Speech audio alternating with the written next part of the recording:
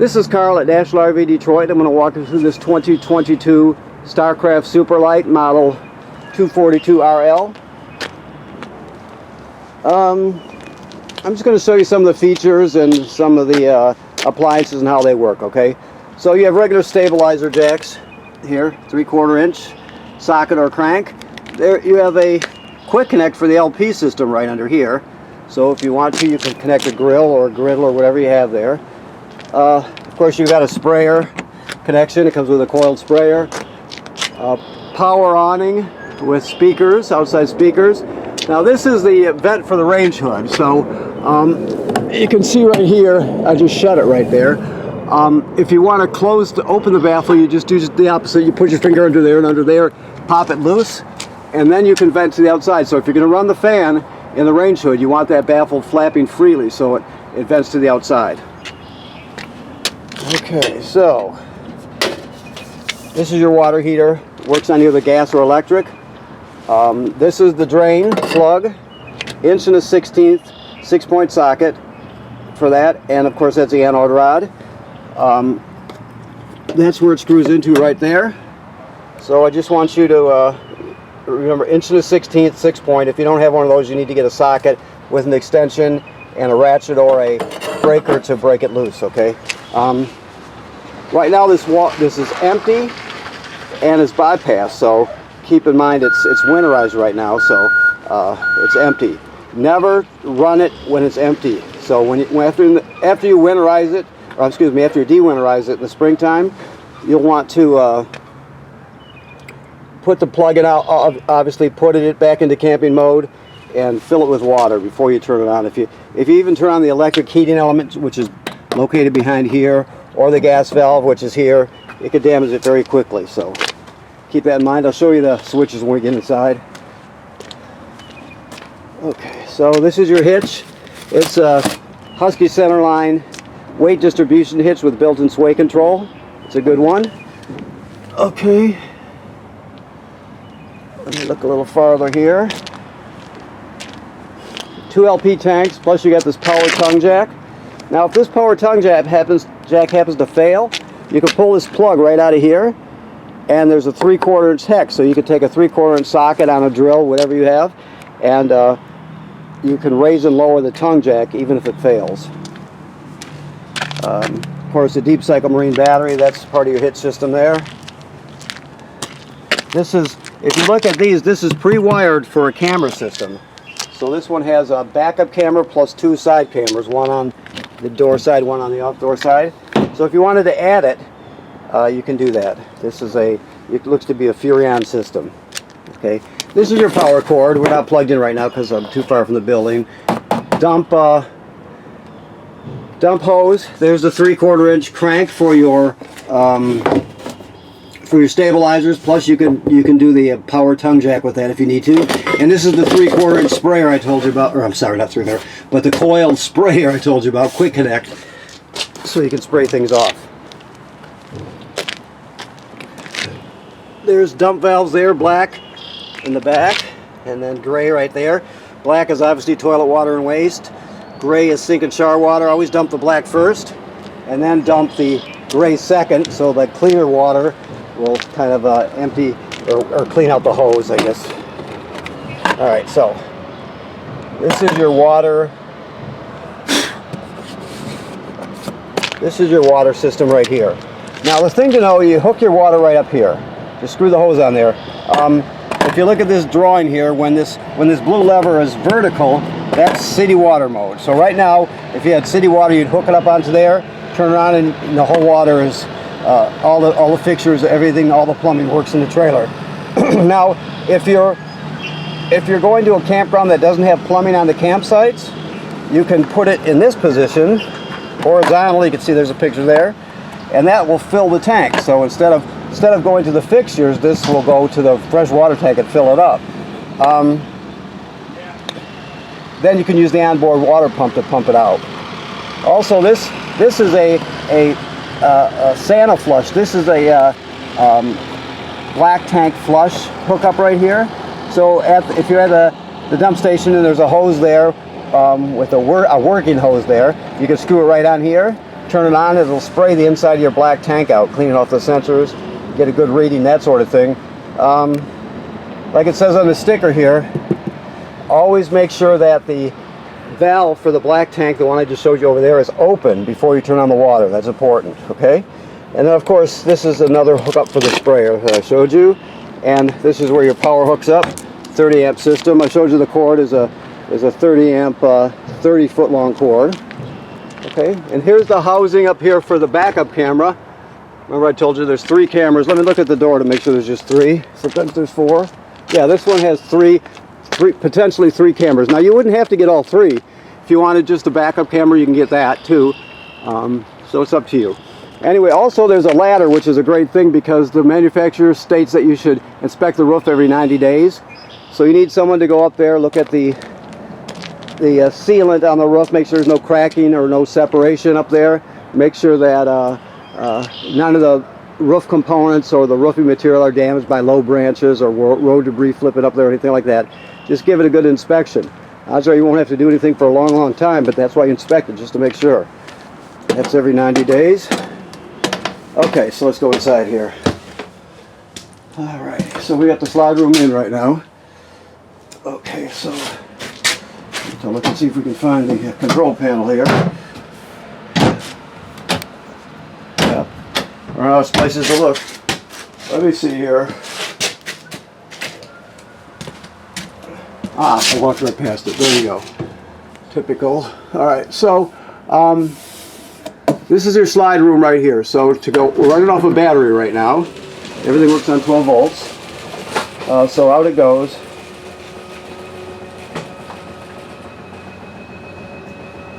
Now there's something I wanted to show you. I just waited to make sure I didn't give you the wrong information, so I'll do that now. This slide room can be, it's an over the floor slide room, so you'll see it drop into place a bit, like right there. See how it dropped into place? When you hear the ratcheting, you take your finger off the button, obviously. But I just want to show you that with that same 3/4 inch crank, or again, if you have the attachments, a drill, driver with a 3/4 inch hex on it, you can put it through this hole or just come under here. Let me just get down here so you can see.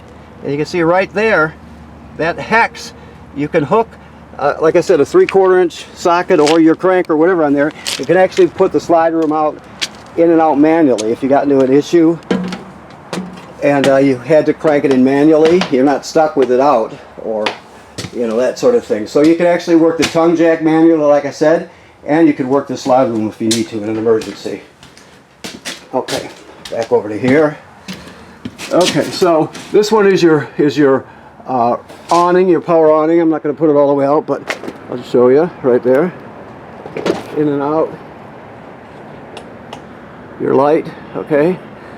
Never leave the awning out unattended. If you're not going to be at the campsite, roll it in. Then you have your levels here. See, your battery's charged, fresh water's empty, black's empty, gray's empty. Graduates up in 1/3 increments. Once you get past 2/3, you got to start thinking about dumping the gray and black tank. This is your water pump. You use that to pump water out of the fresh water tank, like I was telling you about. You also use it to winterize the trailer. Turn your water heater on gas here and on electric here. Never run the water heater without water in the tank. Okay? Alrighty. So this is a gas, what do we got here? Yeah, this is a gas absorption refrigerator by Norco, and it's very simple, on and off, this button here. If it doesn't react immediately, shutting off, just keep your finger on it for a few seconds. Then you have mode. Right now this is A for auto, drop for gas, right? The next one is electricity only. Oh, I see. Yeah, so, and there's auto electric. Now we're not plugged in to 110 AC, so it automatically just switched over to auto gas, if you see that. That's why you put it on auto.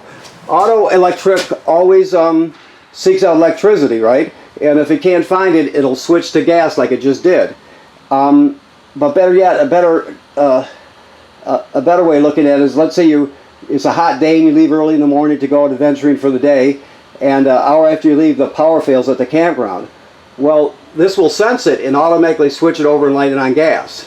Therefore, you don't spoil your food.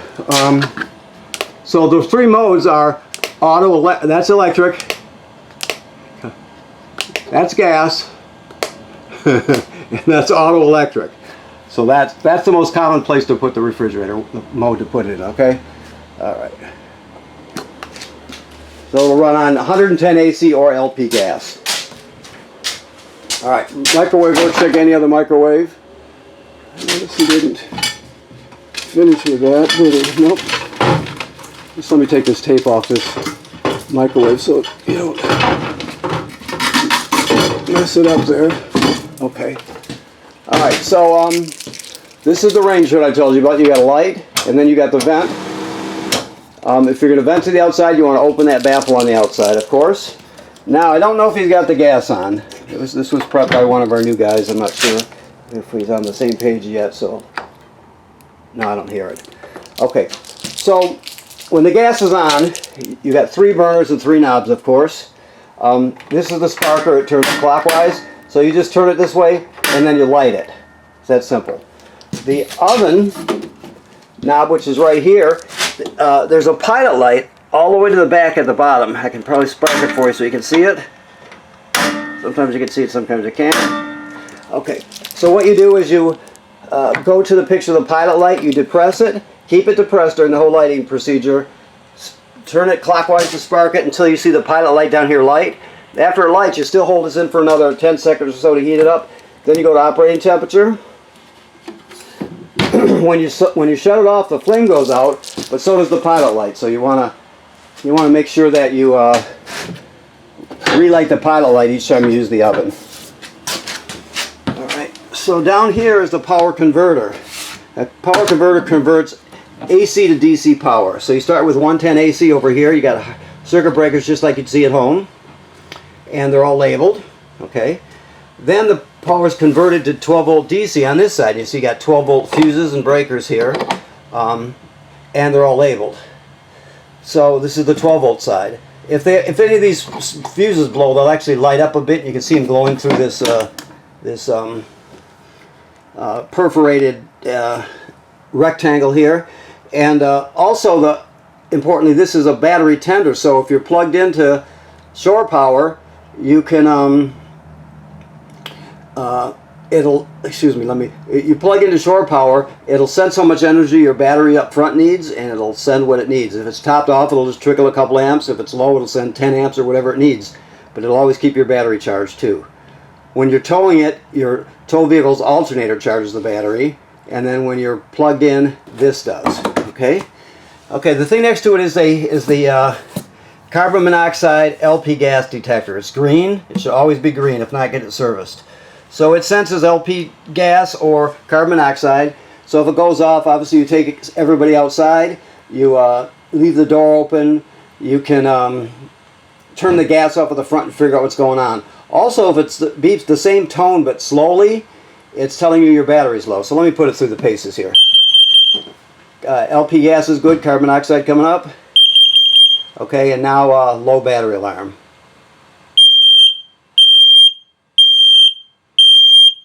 And then back to green. It should always be green. If it's not, you get it serviced. Alrighty. So, this is a hide-a-bed. You pull the back cushions off and it folds out into a bed. This, you can drop the tabletop down onto these cleats here and use the cushions to fill in space. You got another bed here, which is cool. There are remotes for your TV, which should always be, let me look and see what kind of bracket we got back here. Okay. This one should be alright. It's got a magnet to hold it. If you find that it starts moving around in transit, you'll have to, it's a good thing to put a strap kit on it, but right now they do have a magnet on this thing, so hopefully that'll stay where it's supposed to. Your sound system is right here. Now this you can stream Bluetooth with Bluetooth from your phone or your tablet. You can stream off a USB right here. Take all your songs with you on one stick and listen to it that way. It also has an FM radio built in. And this HDMI is an in, so if you need to go into the system with let's say a portable Blu-ray player or something, you can go right into there and it'll go right through to the TV. Okay. Also, there's 2 speaker zones, 1 and 2. 1 is inside the trailer, 2 is outside the trailer. So it does everything you need and then some. Alrighty, so that is the smoke detector, of course.